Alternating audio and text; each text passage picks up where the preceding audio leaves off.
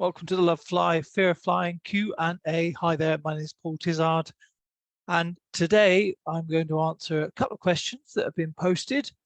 I'm just turning on the captions, make sure that they work.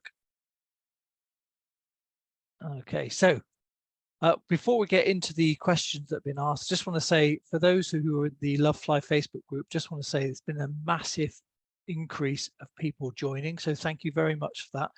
We're now on 3,000 members, just under, so that's been amazing. In the last week, there's been something like 240 people join. Also, the Instagram at LoveFlyHelp has also increased in numbers as well. We are looking for some help. We would like to grow our YouTube channel because we do try and put as many of these videos on there as possible. We'd like to get up to 1,000 subscribers. So if you would like to help us, that would be massively helpful for us, because we like to keep everything as low cost as possible. We enjoy doing the help and doing the Love Fly, Fear of Flying webinars, all the other things that we do, but it always helps if we can, something like YouTube, for example, could generate us a little bit of income that would help cover some of the costs. So that would be amazing. At the moment, what we're working on. I'll come back to that. But yeah, just want to say welcome to all those amazing new people, and that we hope that you get what you want from this various Love Fly groups that you might be in. So thank you. The Love Fly Facebook group, and we've also got the Instagram. We are broadening out, so we are using our Love Fly YouTube channel. So if you want to follow us on YouTube, it's just, if you just search Love Fly, Fear of Flying, you will find us.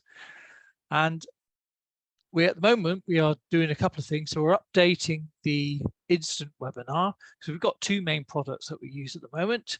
One is the 30-day self-coach program. We're re-recording some of those elements, so some of the more technical parts, and we're also looking at the psychological parts. Although it's had a lot of very good feedback over the last couple of years that we've been doing it, we also think you can always improve things. So we're going to go over the videos and just see what can be swapped out, improved, added, etc. We're also doing the same with the webinar, because the instant download webinar, which is on our website, lovefly.co.uk, if you want to have a look. Now, we have also changed our website. It's been improved, but it's a little bit needs a bit more work on it. So if you have a look at it and you've got any feedback for us, we'd love to hear it. Drop us an email at team@lovefly.co.uk, or you can put it in the Facebook group or on our Instagram page if you can direct message us there as you want to, because we're trying to get it to make it look a little bit simpler. So we are just playing around with it. We've had somebody working on it to sort of just sharpen it up a little bit, but there's still some more bits that need doing on that for definite. So that's the two things we're working on that you all know about. There's some other things going on in the background as well. We've got some great podcast guests coming through, so thank you for all those that have been doing that. I hope you enjoyed last week's, which was Noel Phillips. He's also on the YouTube channel as well, and Noel Phillips does all those videos that just normalizes flying, which is just amazing. So yeah, really, really good. That really enjoyed doing that interview. Such a lovely guy, so genuine, down to earth and stuff. And his job is flying around, filming it, and just being amazing, being really interesting. Just normalizes flying. I've done some other interviews in the last couple of weeks as well. So I've spoken to somebody called Charlotte Olson. She's an author, and she's started writing a book called Susie Goes on an Aeroplane, which because she has an autistic child, and she was trying to help to understand what would happen when you go to an airport, and she's now written 13 books which help children with Asperger's or autism to be able to understand what might be happening and to prepare them. So Susie Goes on an Aeroplane is on Virgin Aircraft, and it's also because there's another book of theirs as well, but she's amazing. So she's on. I'm not sure if that's going to be this week. And also I spoke to somebody from Medair last week, and they're a company that are based in Phoenix, and they are like, when you're up in the air, and a lot of people worry about this and think, oh my God, what if I have a medical emergency? What happens? Who are you going to call? If you the cabin crew can call down to this hospital, and then you've got aviation medicine trained doctors there who can look at the scans, the ECGs, and all the rest of it, and then do proper diagnosis as if they're there on the aircraft. And then they can also advise about things like what's the most suitable airport to land at, which has the best facilities or most appropriate facilities, or whether you should carry on. So that we talk about that on the podcast. So that's just really reassuring as well. So, and a couple of others, but I'll tell you about those next week. So to the questions for now. And now I've just lost my page. Oh, there they are. So Rosalie asked a question, says, phones are supposed to be in airplane mode when we fly. And if someone ignores this rule and is not caught, is it a safety hazard? This is a really tricky one to answer, because I remember when I used to run the course for David Gott, who was a safety trainer, he used to talk about this a lot. And I'm going to use some of his phrases. It says that it's newish technology. So just to be on the safe side, we always say put them into flight mode and stuff. But the reality is all the systems on board the aircraft are shielded. And most pilots, whenever I speak to them, will say it doesn't make blind bit of difference. But it's like if you go into hospital, they ask you to turn them off as well. Now, does it affect machinery or not? I don't know. So the problem with having phones on aircraft is the fact that if people are allowed to make calls, that'd be really annoying. That's the biggest problem. It's not a safety issue.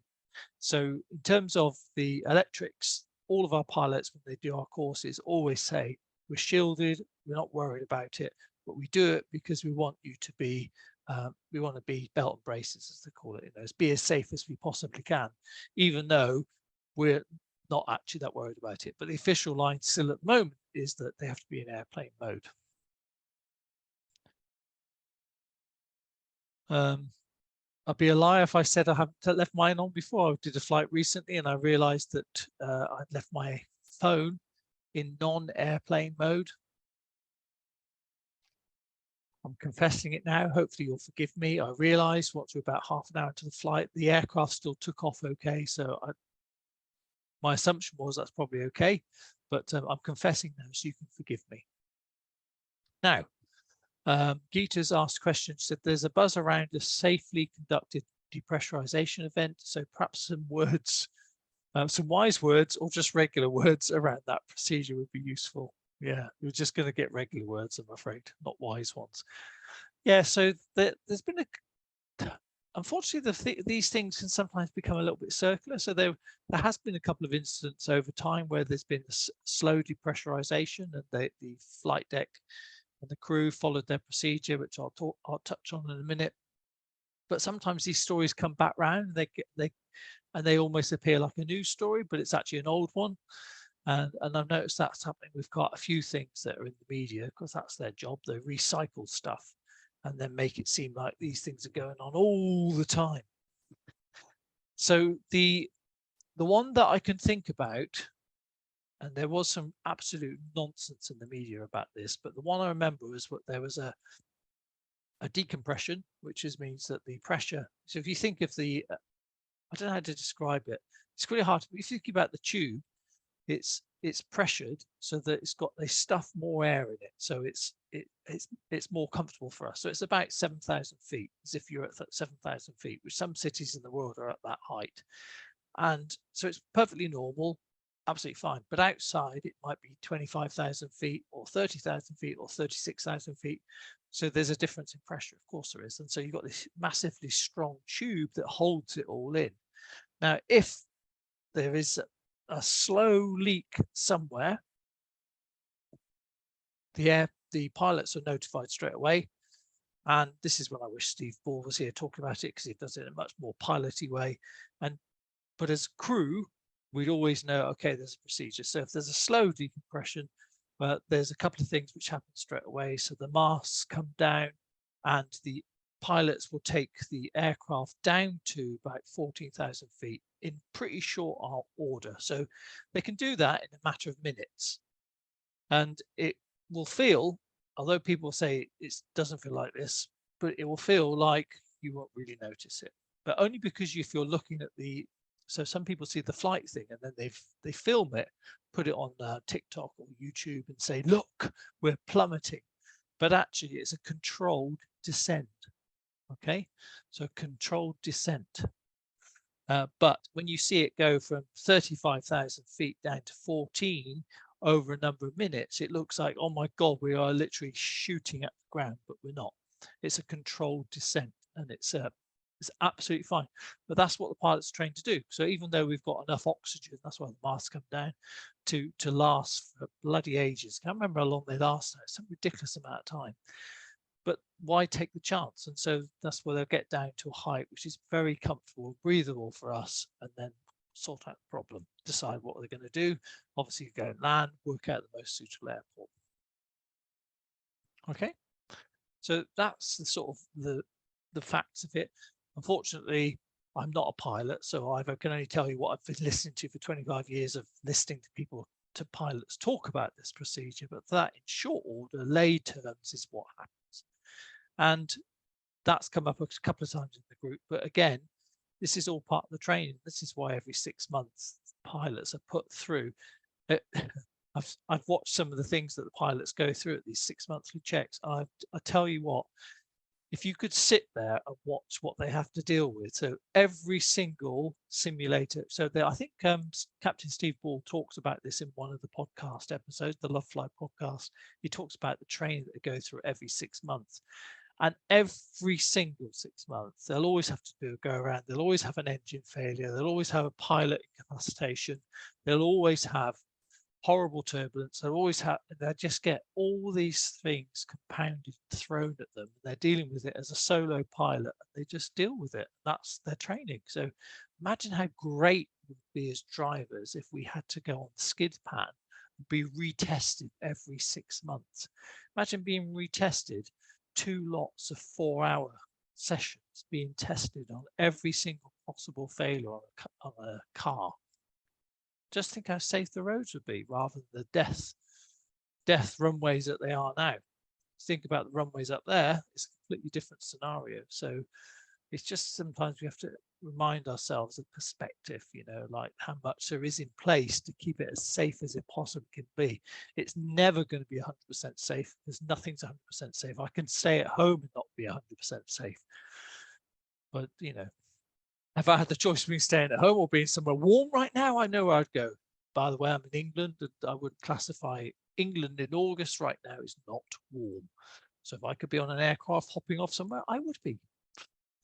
Safe. I don't know, I'm going with this. Anyway, so this week's podcast, I think we'll bring Charlotte's on, and because she's talking about the help available, what's available at airports for if you have young people that are on the autistic spectrum, and different little tips and tricks and stuff. It's a really nice interview, and I think we did that one on video as well, so it should be also on YouTube. We're trying to do as many as we can on YouTube, but so that you've got the choice of how you receive your podcast. Personally, I like to listen to them, but I know some people like to watch the podcast and see what the strange people who do the podcast actually look like.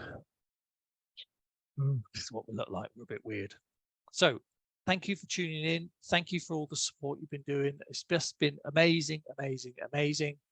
And keep doing what you're doing. Keep supporting each other, because it's just so heartening to watch for us. We just love seeing so many success stories being shared in all the different ways that people do. And it's just remarkable. So thank you. That's what I was going to say. Yeah. Okay. See you next week.